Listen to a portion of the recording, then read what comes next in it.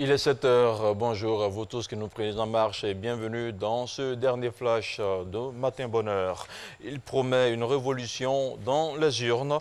Après l'annulation controversée du premier scrutin, le maire déchu d'Istanbul, Ekrem İmamoğlu, voit les prochaines élections municipales comme un combat pour la démocratie.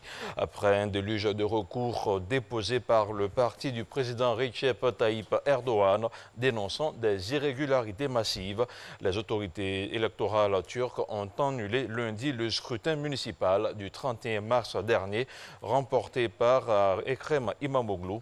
L'annulation de l'élection a été qualifiée par l'opposition de putsch contre les urnes. En France, environ 300 personnes ont défilé jeudi à Bastia et Ajaccio à l'appel des syndicats. La raison de la grogne, la réforme de la fonction publique. Je vous propose quelques réactions. Nous y reviendrons. Il n'a jamais quitté la banlieue déshéritée où il a grandi et fait ses armes de réalisateur.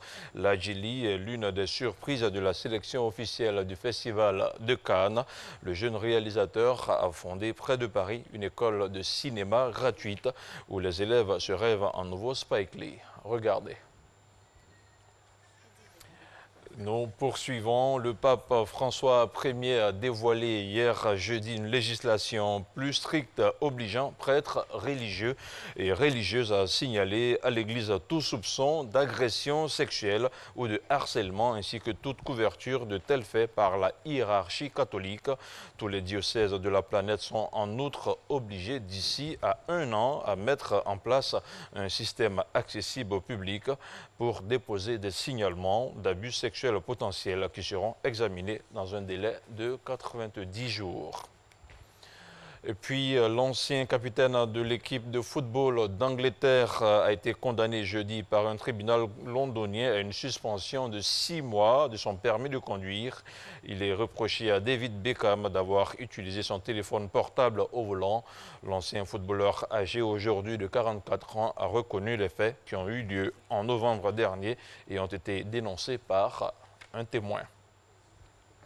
Du sport, du football avec lequel nous terminons. C'est la première fois dans l'histoire de toutes les places en finale des Coupes d'Europe sont clustées par un seul pays, l'Angleterre. Liverpool et Tottenham se disputeront la Ligue des Champions. Arsenal et Chelsea, la Ligue Europa.